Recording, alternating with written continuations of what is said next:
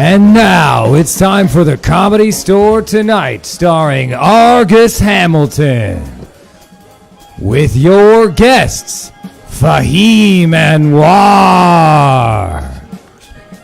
And your featured dancer, Eddie Brill. But now, let's go down to the bowels of the greatest comedy club in the world, the world-famous Comedy Store, for Comedy Store Tonight with your host, Argus Hamilton! Hey, welcome here. Thank you all for being here. Welcome. Welcome to the show, ladies and gentlemen. Welcome to the Comedy Store Tonight. I'm Argus Hamilton, and I want to thank our studio audience for showing up. It's nice to be indoors. I'm telling you, I know the rest of the country is suffering from some really cold weather, but it's cold in L.A. for us, wouldn't you say? Last night, I went outside. It's so cold in L.A., you can see your self-centeredness. It's a foggy look. Well, you know, the weather's crazy. It's affecting the oceans. Hundreds of jellyfish washed up on the shore at Santa Monica Beach this morning, and it helps on the way. R. Kelly volunteered to pee on any minors who got that disinfectant, you know. By the way, it happens to be Lincoln's birthday, and I know that's a big thing for Yankees, but no, Johnny Carson told me a long time ago, never tell Lincoln jokes, because for the rest of the country, it's still too soon. You know what I mean? Jokes like, back in high school, my girlfriend's nickname was Abe Lincoln, because all the guys took a shot at her in the balcony.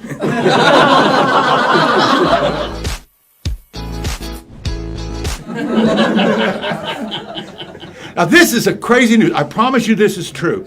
Maybe some of you heard about this. At the London Zoo on Sunday, their male tiger mauled and killed its female mate the first time they met. Yeah, that's, you know, must have been a Tinder date. It's, you know, the animal kingdom's way of swiping left. Meanwhile, also in London, London pimps are reportedly luring migrants into prostitution by using black magic. But it's still better than the Jack the Ripper method.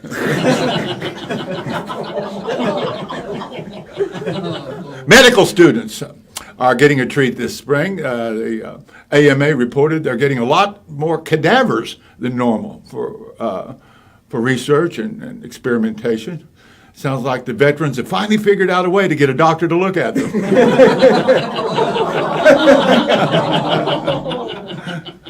But the big news this week, of course, is the Democrats have rolled out the new Green Deal, which, well, it wants to ban anything and everything that produces methane. Yeah, they're going to save the country and make Mexican food pay for it. And of course, it's all spearheaded by this dynamic young Congresswoman, Alexandria Ocasio-Cortez. You know, and if she really cared about Democrats, she'd donate her face to the Elizabeth Warren campaign. Oh, this girl's so hot, she makes a bishop kick out a stained glass window.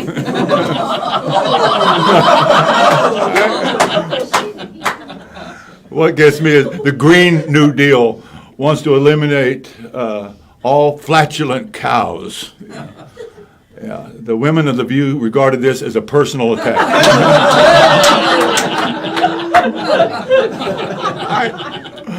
Also, today, this is odd, 6 southern states, 6 of them are proposing Bible classes to be added to public schoolrooms. It's an effort to keep southern kids off opioids. It's an effort being led by the Crystal Methodists.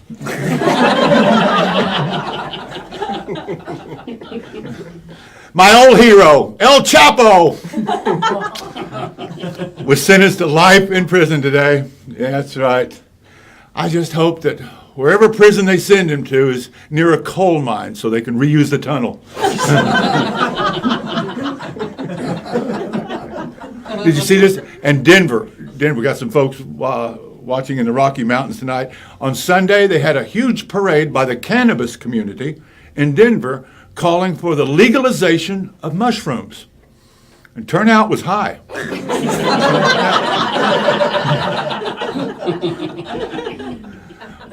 Bill Cosby is back in the news. I swear to God. Bill Cosby this week was moved into the general prison population, even though he's legally blind. You know, we always said Bill Cosby would never see the inside of a jail cell. And meanwhile, national news on CBS Face the Nation. Did you see this on Sunday? Virginia Governor Ralph Northam. Well, he's, of course, refused to resign over the blackface scandal. But to make it up, he said he's going to go on Virginia on an equity tour. That means he's going to appear in brown face, yellow face, red face. But he's not presidential material until he appears in orange face.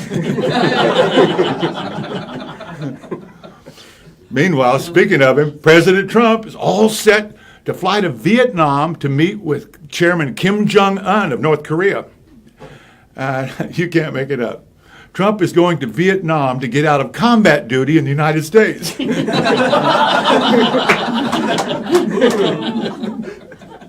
And finally, Amazon founder and CEO Jeff Bezos, been following this story? He said today he's not afraid of the National Enquirer publishing photos of his penis. What he's afraid of are the user reviews.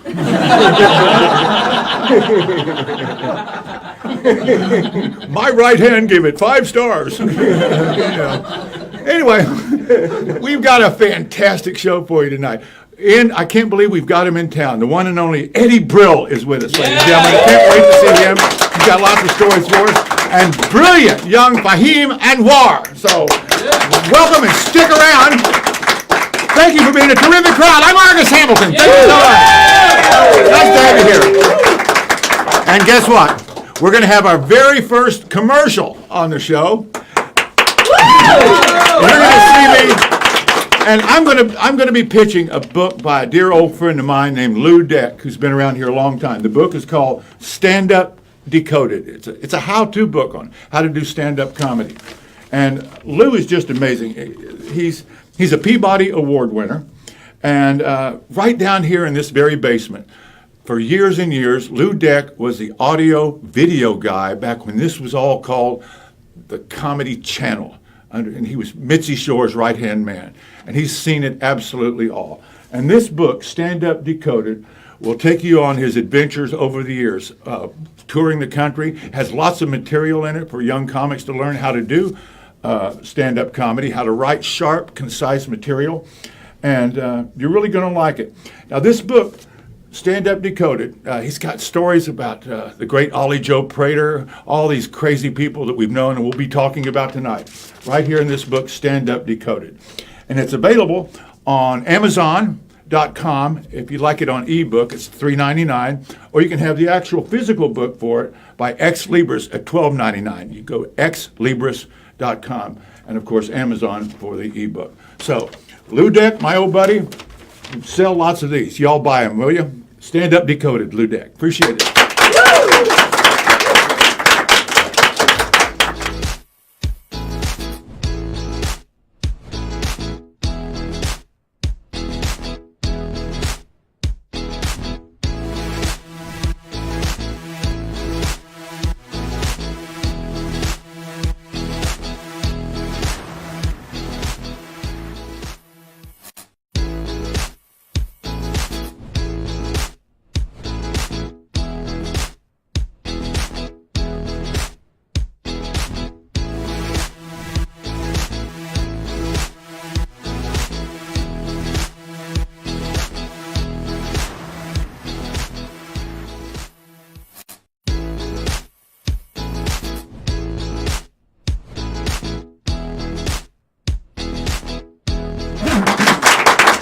Welcome back. Where's my camera? Right now, it's a pleasure to introduce an absolute genius. He's on Comedy Central with his show. What's the name of the show? Goatface? Goatface. Yeah. And whenever we have him here in Is that town, weird? Is that a weird? we have him on. Let's give it up for Fahim Anwar, ladies and gentlemen. Brilliant young comic. Thanks for having me. Yeah. Thank you so much. You started out with Chris D'Elia about that group He about kind 10 years ago? of, around that crew. I mean, I was living in Long Beach. I had a day job, and he got passed here. And before, there was no reason for me to come around the Comedy Store because it's kind of like a frat house, and if you don't know anybody, it's not the most inviting place, or maybe it's all mental, but if you don't know someone, it's hard to hang out here. And so he was getting spots on the weekend, and it gave me a reason to like come down here and see my friend on stage. So it made it accessible. And then he was always in Tommy's ear, like, yo, you got to pass this guy. Yeah. So that's when I started coming around. Well, now, you have to know his story because your folks came here from Afghanistan. Yeah. And they were determined for you not to do stand-up comedy, but to make something of your life. No, they moved here for me to be a giant stand-up comedian. It was always their dream. It's like, in Afghanistan, stand-up comedian is Because when you kill in Kabul, it means something else. It's got the only comedy club in the world with a cemetery on the premises. So, tell us what you did, because I think it's fascinating. Yeah, it's not the most conventional path to stand-up. It was very premeditated. Like, when I was 17, I wanted to be on SNL, and I was like, how do people get on that show? And it was either through improv, like UCB, Second City, or stand-up. They were all one of the two. Yeah. And I researched everything, and it just seemed like stand-up was like more for me. So I was like, I'm going to do stand-up. That's my path. But I had to go to college. My parents were going to pay for my college, but only certain degrees. So like engineering was the lowest degree I could get. The lowest? The lowest, yeah, and have them still pay for it, you know? Yeah. Because I tried to do theater and everything, and they're saying, oh, no. Right. Yeah. Smart parents, you know? I could just see a proud Afghan saying, theater! Yeah, exactly. So I had to do mechanical engineering. Mechanical engineering? Yeah. Woo! So got the degree, and I only applied to jobs in SoCal, and then I got a job at Boeing in Long Beach. So that's what I was doing. I was just working by day, and I was doing stand-up What were you doing at Boeing? I was doing stress analysis. Well, perfect. Yeah, it translates.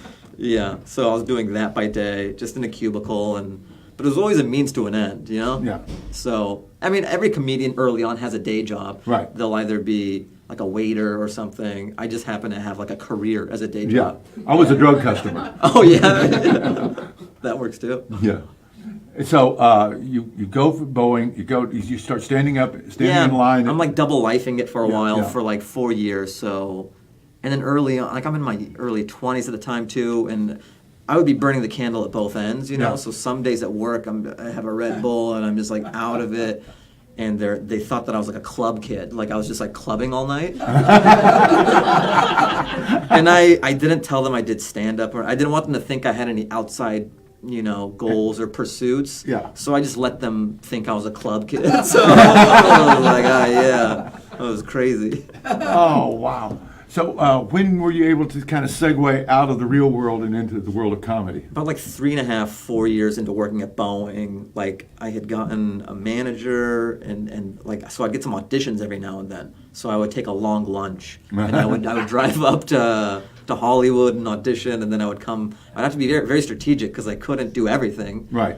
So yeah, I was kind of like half-stepping it towards the end. Have to catch La Cienega just right. Yeah, I didn't even know the street. I didn't know take Fountain, East and West. You know, these are like things you learn later on. But then I had booked a few things, and I think this MTV show, Disaster Date, where they needed me for 3 months. Yeah. And I tried to take a leave of absence, but they were like, no, you can't take that much time off. So how did you tell your parents? It was hard. I think it was like over like the winter break, and then I told, it was very hard to tell them. Yeah. But it had been a slow build because this was always the goal. Yeah. I just don't think they ever thought that it would happen. Right. So, yeah, they didn't take it great, you know. Are they proud now? Kind of. My dad, not. It's hard. I talk about it on stage and everything where, like, my mom is on board because I took her to a premiere. Like I did that with Tina Fey movie. Take mom to a premiere. Yeah, you take a mom to a premiere. It's all glitz and glam. She's taking pictures of Margot Robbie and like Tina Fey. So she's loving it. But my dad is very old school. All he knows is like mansions and like Maseratis and stuff. And like, I think I was home and he goes like, if you make $50 million, it will have been okay. Like, this arbitrary number. And like, I would never make that doing engineering, so I don't know where that's coming from. But, yeah, so my dad is holding out. He's getting softer, but he's still not there yet. I should be a doctor right now. Yeah. What, is your father a doctor? No. But you know, don't tell me he's a cab driver. No, he's engineer. He's an engineer. Yeah. Wow. So when you first started doing stand-up, here you are. You're this brilliant kid that we rescued from Afghanistan, the graveyard of empires, going back to the Soviet Union, Russia, Britain, us. Nowhere can occupy there. We're pretty good. Yeah. Yeah. Yeah, it's our Kentucky, if you don't know what we're talking about. Russia couldn't do it. America couldn't do it. So, No one. No, it was the gateway to the India riches, and no one could crack through. No one ever could. And they couldn't defend it either. It was really interesting. Yeah. And so you start on stage, this brilliant kid, way overeducated, doing stand-up on open mics. What did you talk about on open mics with that kind of brain? I don't know. The thing is, like, no one would really know I do engineering. It's sort of like a weird factoid, you know? Did you have to pretend to be a normal person? No, like, I am a normal person. A lot of... I have to dumb it down, like, what did you guys do today? This is how normal people talk, right? You know what? You know it works, too. Yeah, who's drinking tonight? Yeah. No, I just did whatever I thought was funny, and that, even though I don't think I'm the prototypical engineer. I think I had a high threshold for academic pain. I was good at math. Yeah. And I could jump through hoops to get this piece of paper. But it's not like, I'm a huge egghead and I'm like Sheldon from Big Bang Theory or something. Yeah, I'm pretty eclectic, whatever makes me laugh. So the subject you covered in your amateur night era morphed into obviously an act that worked. Right, yeah. And so what were you talking about early in your career? Early, I was always pretty absurd because I grew up with The Simpsons and SNL and Conan. I think those three things really informed my comedy. Like, I didn't grow up with Carlin records. Stand-up wasn't really on my radar until much later in life. Yeah. And I think that's kind of good because I don't feel like I'm trying to be a carbon copy or trying to be like anybody else because those things that I was influenced by are so not stand-up. Yeah. So I kind of see scenes in my head or situations, and when I was a younger comic coming around the Comedy Store, it was almost like, the problem was there was no through line, really. Yeah. Because when you first, as a comic, you learn how to write a joke. That's the hard thing. Yeah. Writing, how do I write a joke? Yeah. And then the next level is like, how do I make a set list? Yeah. It's almost like a song to a playlist. Yeah. Now you got to learn how to be a DJ. Right. So that came later. Yeah. Because I had this like grab bag of absurd ideas. But you have another reputation that Kevin Kavinas was telling me beforehand. Because I go home right after my set early, and I have not gotten to watch you develop. But you have a character named Lance. Oh, yeah. Canstopoulos? Canstopoulos. Yeah. Lance Canstopoulos, right?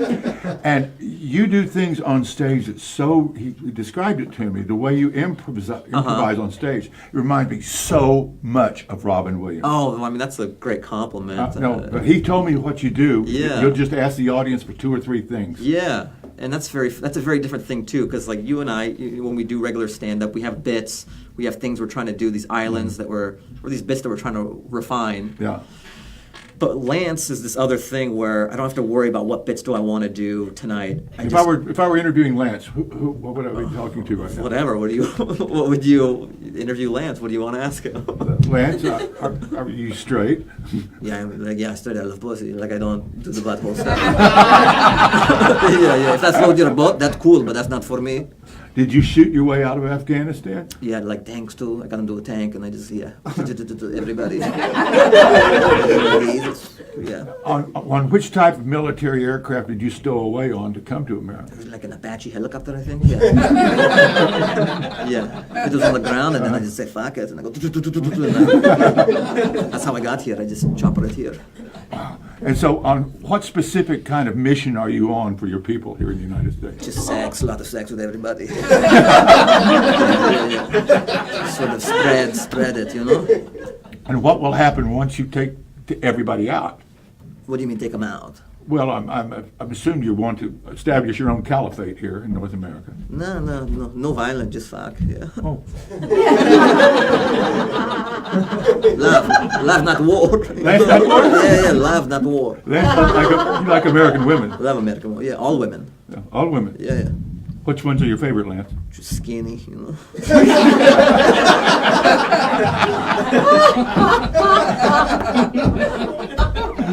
Oh, God. Well, let's go back to you. So you'll do this on stage as an exercise, sort of like, for fun. It's almost like a mental vacation. Yeah. Because I'll have all these bits that I got to work on that, I got to work on this, blah, blah, blah. It gets kind of this mental fog, keeping all these plates spinning, you know? Yeah. But with Lance, all I know is all I have to do is show up as the character, and my brain is clear. All I have to do is show up, and I dance up top, like Jeff's Scott. He'll play like a minute of dance music, and I dance for like a minute up top, and then it's just, does anybody have any questions? And then we're off. And then 15 minutes goes by, and I think it's fun for the audience too, because they've seen so much great stand-up. But this is just so left of center. It's like everyone's playing baseball, and this is like hockey. Oh, God. You just remind me, my first year at Westwood, I would monkey from time to time, trying to play the good old boy Okie. Uh-huh. And I would slip into this. And it worked so easy when you slip into some other character. You also realize people like characters, you know? There's just something about, it's such a shorthand to who this person is and point of view. That's why, like, I think guys like Joey Diaz or like Sebastian, who are like or like Dice, where like they could say how are you doing, and people are like, I know this guy immediately. Yeah. Whereas when I go up like me and I'm like blah blah blah, like trying to figure out what's my angle here or what's my background. But when you're like, how y'all doing? Like you're like, okay, I can wrap my head around what this is. You know what I mean? So you do a stand-up special. Do you have one coming up? I have one that I did. It's on Prime right now, and then also Comedy Central, I think. It's called There's No Business Like Show Business. Yeah. So that's the 1 hour special. Now, how much of that is stand-up? How much do you like to slip into character? That's just straight stand-up. Straight stand-up. Yeah, but I think for the next one, I would want to do something that's like a hybrid, just something that's fun and addresses everything that I do, you know? Yeah.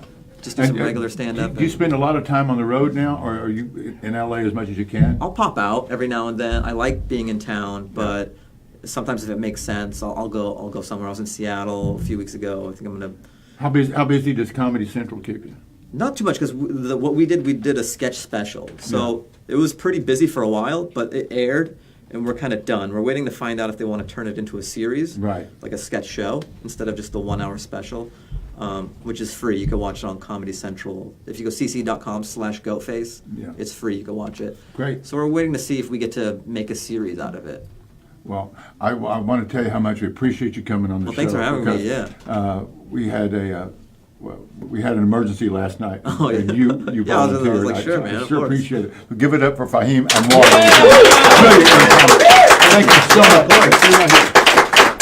Thank you so much, and we will be right back, ladies and gentlemen. The one and only Eddie Brill is going to be with us.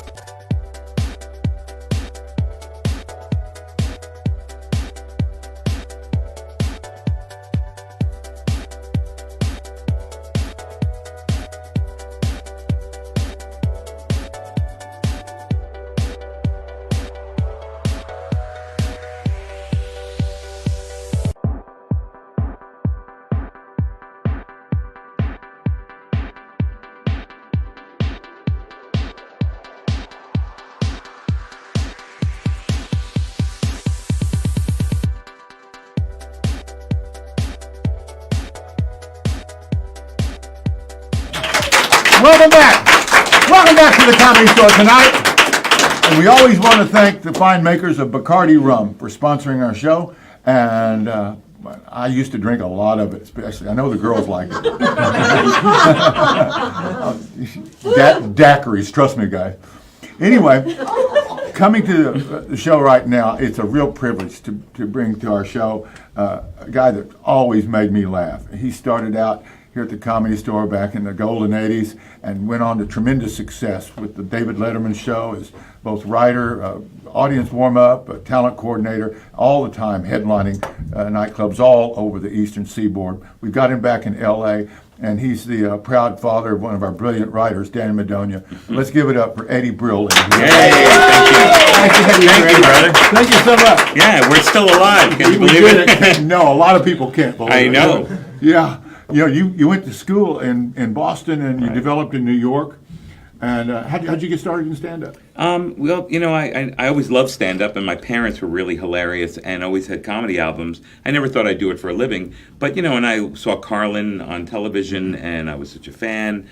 But when I went to college, I went for, sort of news and maybe an anchor person. Yeah. But the first people I met were like Stephen Wright, and no one was a comic back then. Really? Dennis Leary, Mario Cantone, we're all in college together. We formed a comedy group. Really? And then all of a sudden, Stephen went to do stand-up, and then we started trying stand-up, and all of a sudden, I was a stand-up comedian out of nowhere. It just happened, and I fell in love. When you get a laugh, it's so emotionally incredible that it's like, you chase it. It seemed like there was a cable special about that club in Boston where you all... Yeah, the Ding Ho where we started was called When Stand-Up Stood Out. Exactly. Yeah. And it had all you Boston comics Right. as you developed and everything. Well, because I wasn't a Boston comic. Like myself, Jonathan Cahts, Frank Santarelli, a lot of Frank's from Ohio, and me and Cahts are from New York. We came to that scene, then we got to be part of it. Guys like Jake Johansson came over, Dana Gould. A lot of those kind of comics came to Boston. Jeannie Garofalo later on. Yeah. Boston was such a great town to do stand-up in. And you made it out here eventually, and you started running with Sam Kinison. Yeah, that's crazy how it happened. Well, I came here to do Star Search, that game show. Sure. And it was, and when it was over, I wanted to check out the clubs. So Monica Piper, Sure. she got me an audition at the Improv, and it went nicely. And the guy said, "Look, we love you, but if you move out here, we'll get you work." The next night, our friend Stephen Pearl said, "I got you a set at the Comedy Store." I do a set at the Comedy Store, it goes nice, and Mitzi Shore says, "You're welcome here anytime you want." So that's why I chose the Comedy Sure. Store. So then, a month by, she said, "Call me whenever." So I called the club. I said, "I want to come out there." And she goes, "I don't think I remember exactly. Can you come back and do a spot one night?" And that would be good. But I understood that because she looks at 1,000 comedians. Sure. So I come to the club. I do the audition. She puts me on the Monday night show, which was an incredible show. And luckily, I had the set that you dream about having. Yeah. And when I was done, Alan Stephen, one of the comics, came up to me. "Sam Kinison wants to meet you." So I'm like, okay, the king has called me to the throne. And I walk back there, and he's back in the back of the main room on like a throne. Yeah. And he has women on either side of him and rum. $500 Bacardi rum. a piece, I remember. Right, yeah. One was $4.50 and the other one was $5. And he said, "You're really funny. Would you like to hang out with us tonight?" And he was so good to comics. Yeah. And as comics watching him perform, we learned a lot. But he took me under his wing, and I worked every night at this club. And no matter how much any drugs or booze or anything we all did back then, this was a place where the best comics in the world came. So you grew as a comic, and it was spectacular. Yeah. An example of that was how, say, Jim Carrey was caught in his cute little impression act, and he was sick and tired of it. Right. And from staying up late with you guys up at Crest Hill and partying late at night, you guys just beat it out of him, saying, "Be yourself. Right. You're funny. Don't be anybody else." That's and right. He broke himself into character, and that's how these late night comedy fests. Sure, there was drinking and partying and all that, but we were talking comedy. Yeah. Well, what's interesting is that one night I'm here at the Comedy Store, and some young woman comes up to me and goes, "You're really funny. Would you like to come home with me?" And I went, let me think about, okay.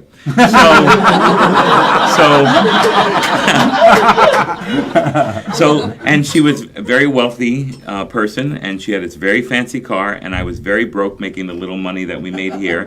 And she handed me a lot of pleasantries and drugs and booze and sex. And when we were done, she gave me this beautiful red coat, and she said, "I'd like you to have it." So it was very beautiful, and I took it as a gift for, I guess, my prowess, or I don't know what it was. But I've never been given a gift after sexual favors. So it was my first. And so the next night I wear it proudly at the Comedy Store, and Kinison goes, "Where'd you get that jacket?" And I go, "Well," he says, and he mentions the person's name. He goes, "Yeah, well, you know what? It was my coat." My coat. borrowed a lot of money from her and didn't pay her back, and she's sending a message to me by giving you the coat to wear. Right, so that I could pay her back. So I was used, and I'll tell you, it was worth it. And I felt like I was one of the people on either side of Sam. Yeah. But I was. We've all done our gigolo time. Yeah, I was Chicolo, and I was. Trust me. And you know what? He said, "No, I want you to wear that coat, and I want you to wear it proudly." And I did, and I wore that coat. And what was very interesting. Later down, and I wore it a lot. Yeah. And it was really great. It was really great because I was, we were broke. We didn't have any clothing. We would trade clothing with each other when we needed it. I lived right up here. She put me in the shack over by. So there was a shack that I shared with a comedian. I won't mention his name, and because the rest of the story. Right, the one right up the hill. Right up the hill. Yeah, I'm in the yeah. shack. I was in the Errol Flynn house, and she put me up. Yeah. I mean, Mitzi was so good to me. So I come back and I have the red coat that night before the night before I see Kinnison, and the roommate of mine was passed out in the other room, and this very elegant, beautiful woman comes out and goes, "Hey, how are you?" Now I just finished having sex with this other girl and had my prize coat that I was wearing, and she said, "You want to do some cocaine?" And in those days I said yes. And so,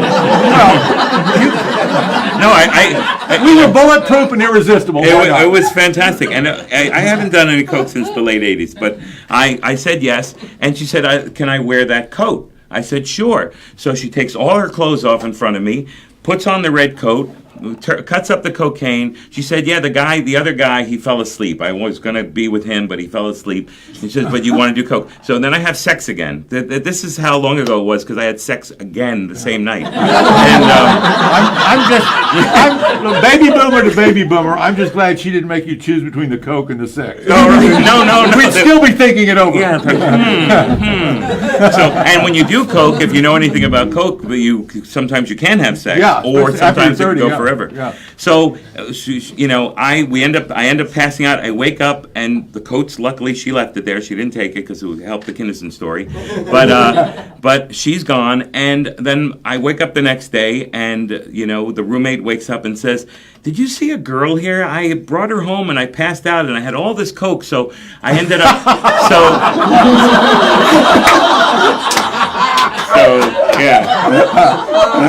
So that's why I wore the coat every night as a proud. The fellow con man, always a step ahead. Yeah. But that's why I didn't mention the comic's name. I didn't want to make him feel bad. Oh, that's wonderful. Yeah. God. So, how did Letterman wind up picking you to work on his show? Well, when I was out here, a college friend had got me to asked me if I would ever done warm-up, and I said no. He said, "Well, there's a show I'm working on, and they need a warm-up comedian. I think you can do it." So I went there, and I was babysitting for children. It was young kids, because the show was Saved by the Bell. Yeah. So I was the warm-up comic for Saved by the Bell. Oh. And so when beginning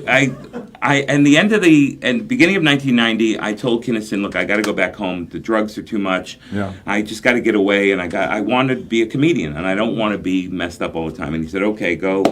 And I started warming up the crowd for the Dana Carvey show. Was that in L.A.? In New York. I was in New And York. it was a very smart show. It was too smart for television. It didn't last long. That's right, yeah. Now, he's done some bad things, and he has a bad rap, but Louis C.K. was working on the Dana Carvey show as one of the producers and writers. Well, now Louis was working at the Letterman show. Dave needed a warm-up, and Louis recommended me. Oh. It's like anything in this business. Louis was a young man at that time. He was a very young man at the time, and but Steve Carell and Colbert and so many people were working on the Dana Carvey show. It was a brilliant show. Well, I met Letterman, and I had a 6-week trial period, and I was there for 17 years. Yeah. It was really nice. And good man, integrity, took very good care of me. Well, we had a lot of comics here at the Comedy Store in the 80s worked warm up for quiz shows and stuff like that. Right. And that was good money. Yeah, I made $1,000 a week back then, and we would take home maybe about $300 a week from if you really did like 16 shows here at the store on like a busy week. But $1,000 in one night was so good, back then. And you're doing it 5 nights a week or 4 nights a No, week? the Saved by the Bell was once a week. But what's cooler about Saved by the Bell, it was literally across the hall from The Tonight Show with Johnny Carson. Ah. So I got to, interact with a lot of the staff and the guests and met saw all these Macaulay people. a lot? Yes. The talent coordinator, the legendary Jim Macaulay. Right. For The Tonight Show. Yeah. And so did you segue over and never do the show? with I Johnny? never did, and here's the sad, horrible part is after Carson left, Macaulay saw me in Montreal at the Comedy Festival and said, I can't believe I never saw your stand-up Yeah. before. And I said, you could bullshit and just tell me that, that. But he said, no, you would have been perfect for the Johnny Show. It was a dream, of course, to do it. But luckily, I started a comedy festival in 2008, and for 10 years I ran the Johnny Carson Comedy Festival and brought great comics to Norfolk, Nebraska, where he was from. And so did you work with his stepson?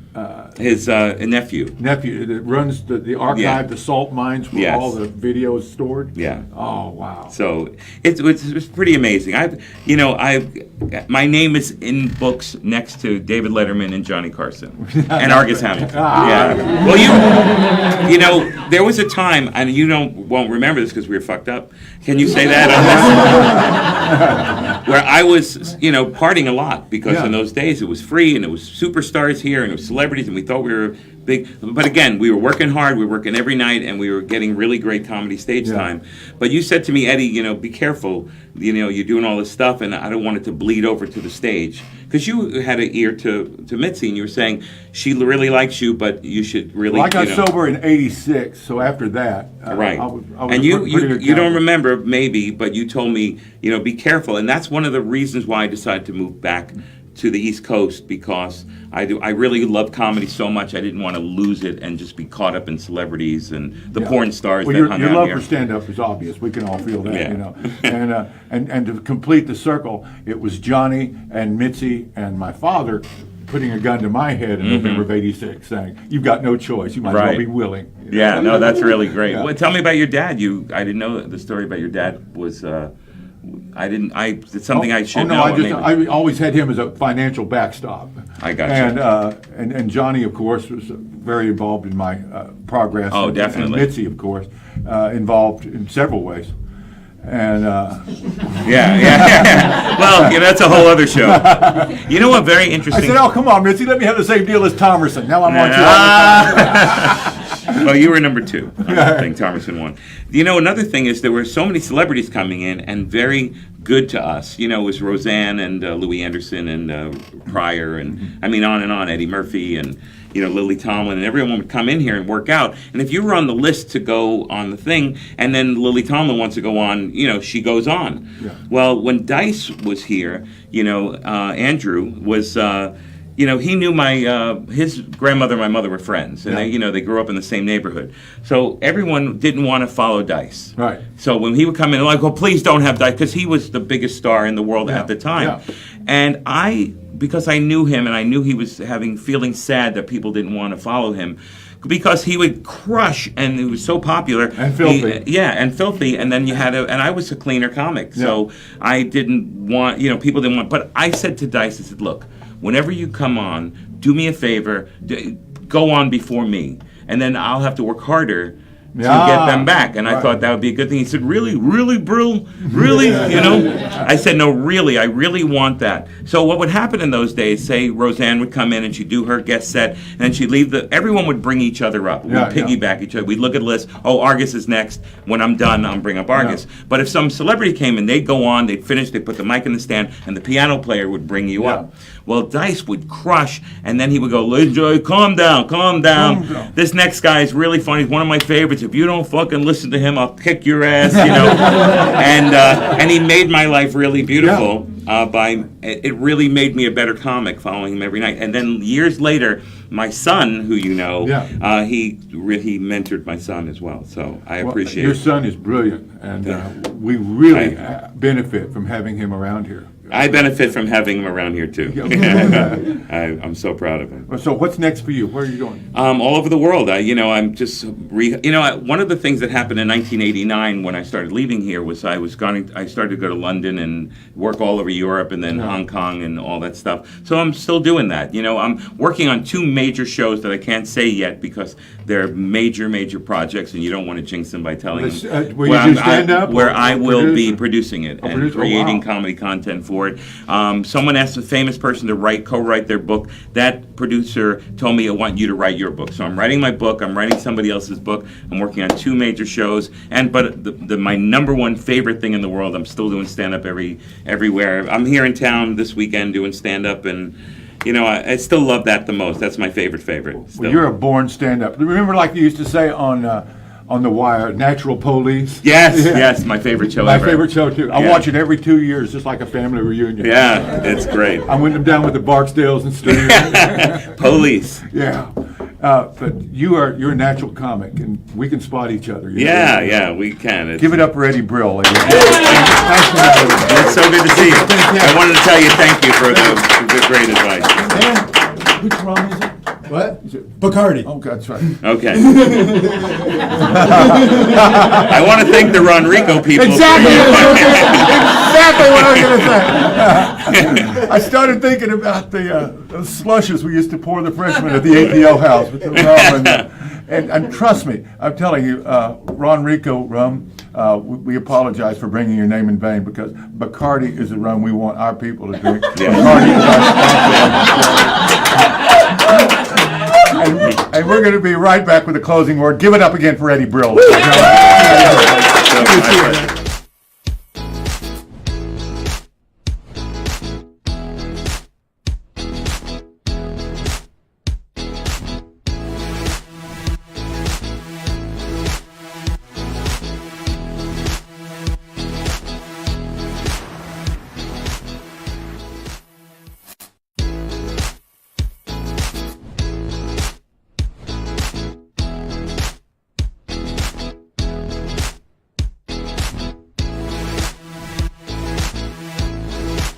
Welcome back.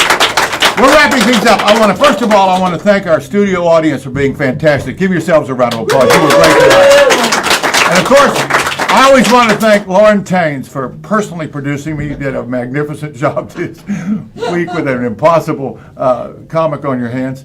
And we had tremendous staff here, great writers, Dan Madonia, who we've been talking about, and of course Kevin Keisner and Josh Gibson, Pete Carnicione, and Mike Schmidt in there. Brilliant people. This is a show run by comics. We're sponsoring a book by a comic by Lou Dick, Stand Up Decoded. You can get it on Amazon or Ex Libris. So look this up. He's a great guy and we love him. Love you too. And we'll see you back this time next week. I'm Argus Hamilton. Greetings from the Sunset Strip. We'll see you next week. Hey.